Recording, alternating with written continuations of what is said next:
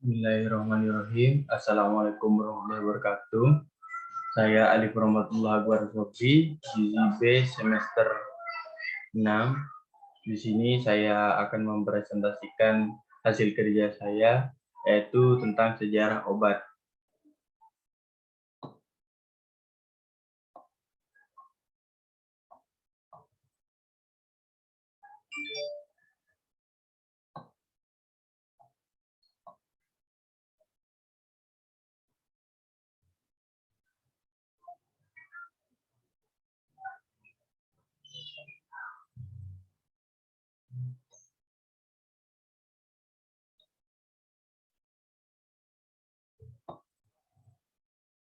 Baik, akan saya mulai.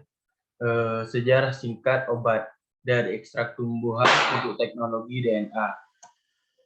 Hubungan kuno antara kedokteran dan agama. Seni ramalan pertama kali diketahui digunakan dalam pengobatan Babilonia, Asyur, bersama dengan menggunakan astrologi untuk menentukan pengaruh konstelasi bintang pada kesejahteraan manusia dan etika medis. Dua aspek lain biasanya diuraikan selain ramalan, pengusiran setan dan perawatan medis dicampur bersama untuk membentuk gambaran gabungan.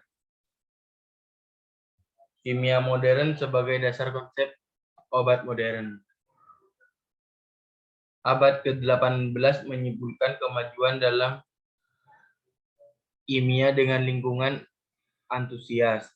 Joseph Priestley di Britania Raya, Carl Wilhelm Scheele di Swedia, Anthony Augustin Lavoisier di Prancis 15 mencabut praktik alkemis dengan mengajukan makna yang tepat untuk reaktivitas kimia dan memberikan kepada sejumlah besar zat status reagen kimia.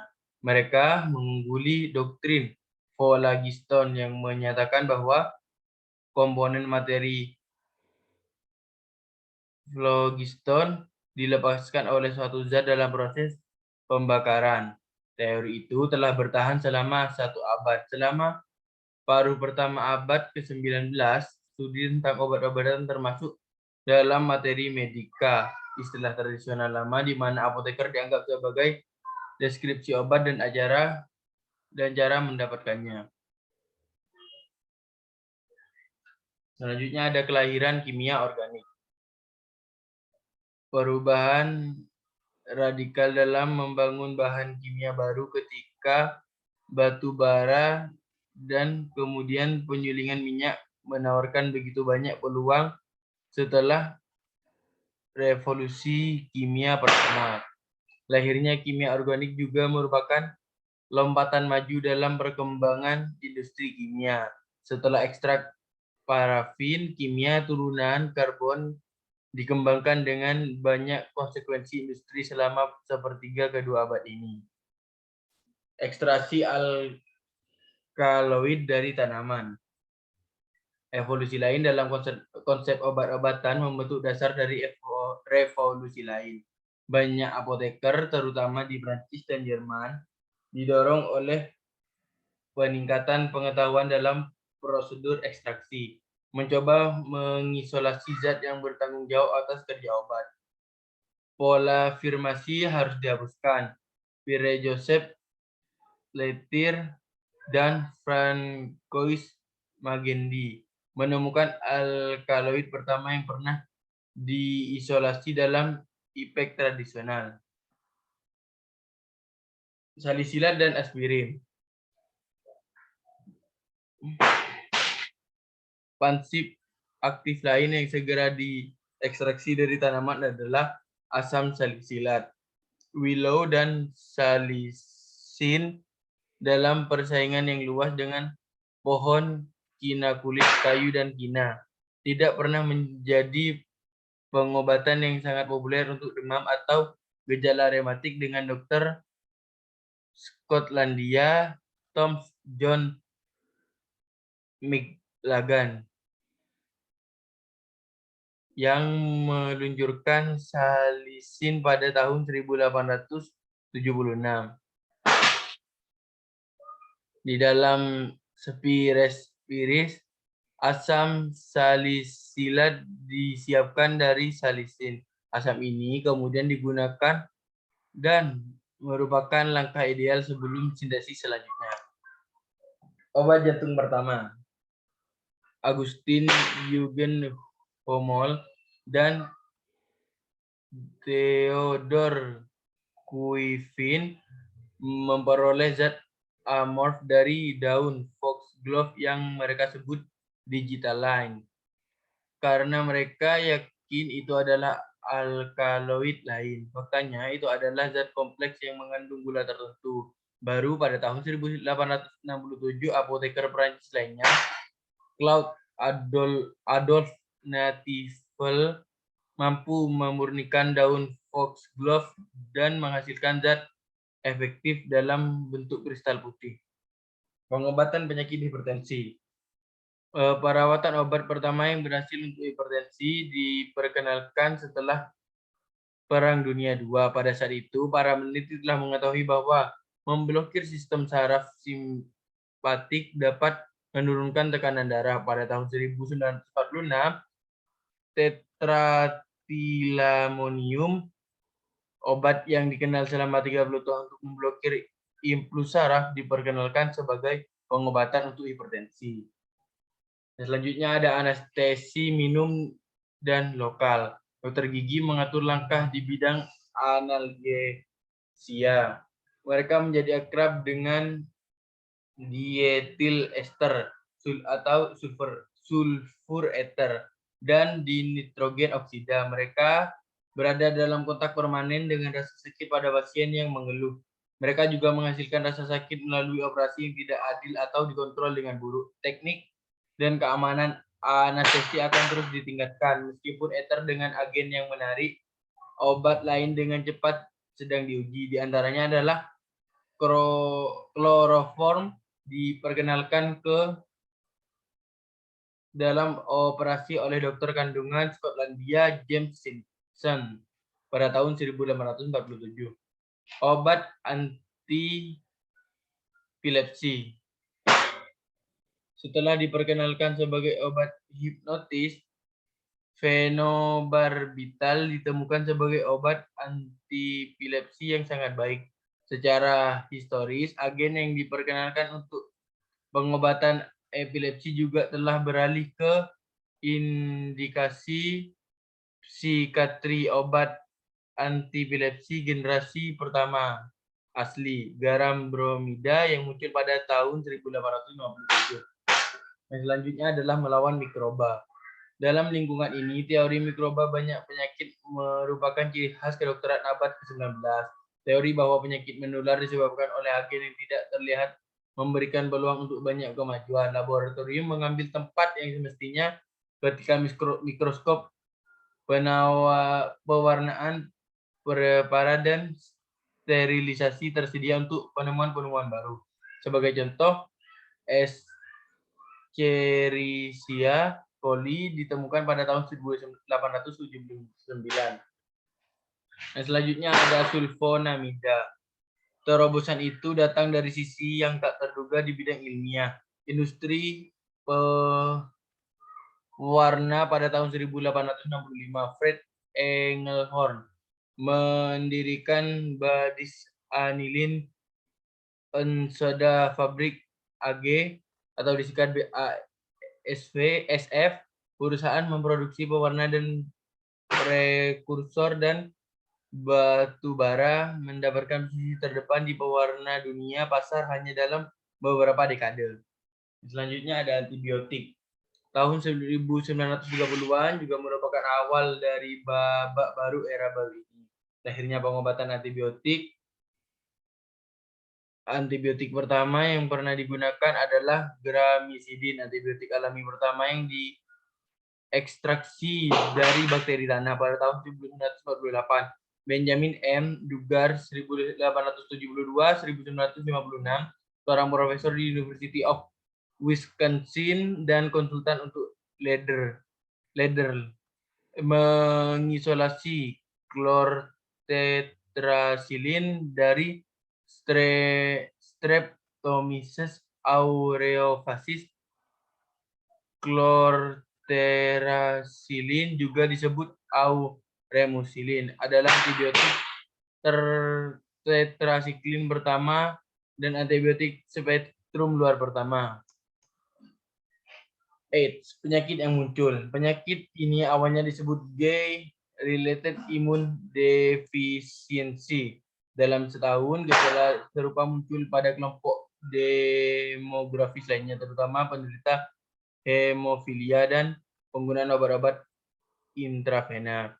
CDC mengganti nama penyakit acquired immune deficiency syndrome AIDS pada akhir tahun 1983. CDC telah mencatat sekitar 3.000 kasus wabah baru ini. Prospek pasien tidak bagus, hampir setengahnya sudah meninggal. 20 tahun kemudian lebih dari 30 juta kasus diperkirakan seluruh dunia. Obat untuk gangguan endokrin. Beberapa terobosan penting dalam pengobatan metabolik dibuat pada tahun 1890-an, tetapi ini adalah pengecualian terhadap kejadian biasa. Pada tahun 1891, myxedema diobati dengan suntikan tiroid domba. Jika insulin merevolusi pengobatan diabetes mellitus, penemuan kortison adalah revolusi lain dalam manajemen inflamasi dan artritis. Penemuan korkosteroid sebagai terapi dapat dikatakan dengan Thomas Edison 1793 sampai 1860 yang membuat hubungan antara kelenjar adrenal dan penyakit langka Edison pada tahun 1855. Nah, selanjutnya ada obat pikiran.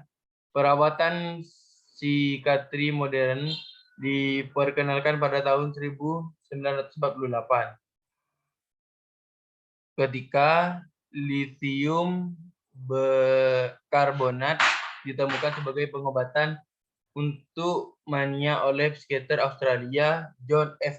Catt, jenis antidepresan ampuh inhibitor monoamine oksidase atau disingkat MAOI. Dikembangkan pada tahun 1950, memecah neurotransmitter. Selanjutnya ada obat untuk imunosupresi. Glukokortikoid mengerahkan aktivasi imunosupresif dan antiinflamasi, terutama dengan menghambat ekspresi gen untuk interleukin 2 dan mediator lainnya. Setelah tahun 1950-an dan 1960-an, ketika kortikosteroid diusulkan untuk mencegah penolakan organ pada transplantasi ginjal, pembedahan memasuki era baru optimisme yang ditandai dengan peningkatan tingkat kelangsungan hidup alograf ketika tipe jaringan dan obat imunosevis baru seperti siklosporin A diperkenalkan.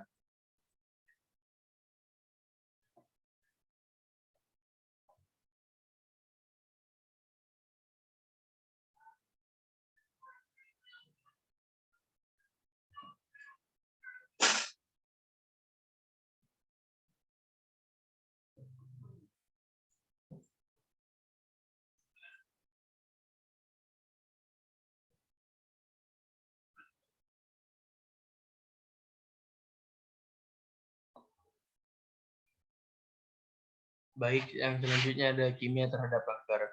Sejak penggunaan propodilum di Cina kuno, banyak turunan nabati dan tanaman ini digunakan dalam kemoterapi kanker. 2. Glikosida distraksi dari Propodilum untuk menyiapkan turunan simestenik podofilotoksin, etoposid, dan teniposid. Penggunaan klinis Toxol termasuk banyak tumor pada dengan hasil terbaik pada kanker ovarium dan payudara.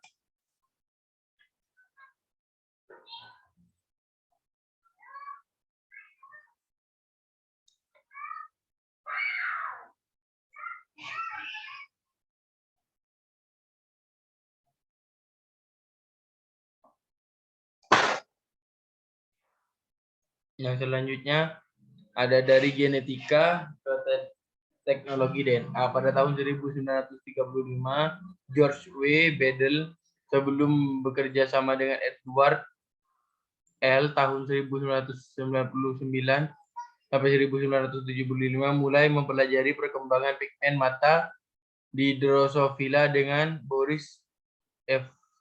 Fursia setelah menghasilkan mutan dari Neurospora crassa, cetakan roti dengan iridasi, dan mencari fenotipe yang menarik.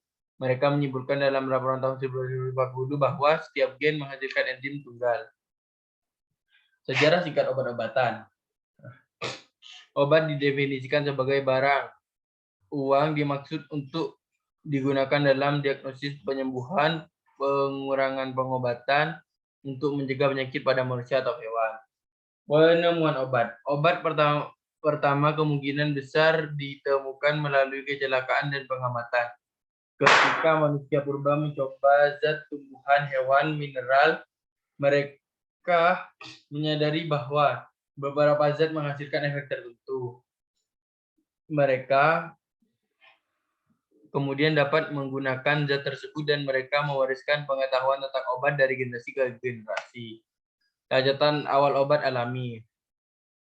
Dengan perkembangan penulis dan kemampuan merekam pengetahuan informasi yang diturunkan dari generasi ke generasi, diperluas mencakup pengetahuan terorganisir tentang zat obat. Catatan awal menunjukkan bahwa penggunaan obat-obatan seperti jamu, bubuk, dan tapal memiliki tempat dalam agama dan mistisme serta obat-obatan. Obat di abad tengah. Selama abad pertengahan, banyak penekanan ditempatkan pada penggabungan beberapa bahan dalam obat-obatan sehingga mereka dapat digunakan untuk penyakit apapun. Abad pertengahan menghasilkan sedikit kemajuan di bidang farmasi, namun selama ini orang-orang Arab berkontribusi pada pengetahuan obat dengan mencetak informasi baru tentang persiapan mentah. Farmasi di awal waktu modern. Pada tahun 1498, farmakop resmi pertama diterbitkan di Florence, Italia. Tujuannya adalah untuk menjadikan sumber standar farmasi yang seragam. Pada saat itu, apoteker mirip dengan apoteker modern, menyiapkan dan menjual bahan obat. Penemuan obat usia modern. Selama tahun ke tahun kolonial di Amerika, layanan farmasi medis disediakan oleh gubernur, kepemimpinan agama, dan pendidik. Orang-orang menggunakan obat-obatan impor serta obat-obatan yang berasal dari tanaman lokal. Setelah tahun 1950, eksplorasi ilmiah dalam industri obat hewan mulai meningkatkan dan meskipun faktor ekonomi dan sosial masih berkontribusi terhadap kemajuan yang lebih lambat di bidang ini, pertumbuhan signifikan telah terjadi selama abad ke-20 dan abad ke-21. Perubahan luar biasa telah terjadi dalam produksi dan penggunaan obat-obatan manusia dan hewan. Sekian presentasi dari saya. Atas banyaknya kekurangan dan kesalahan kata, saya memohon maaf yang sebesar-besarnya. Terima kasih. Assalamualaikum warahmatullahi wabarakatuh.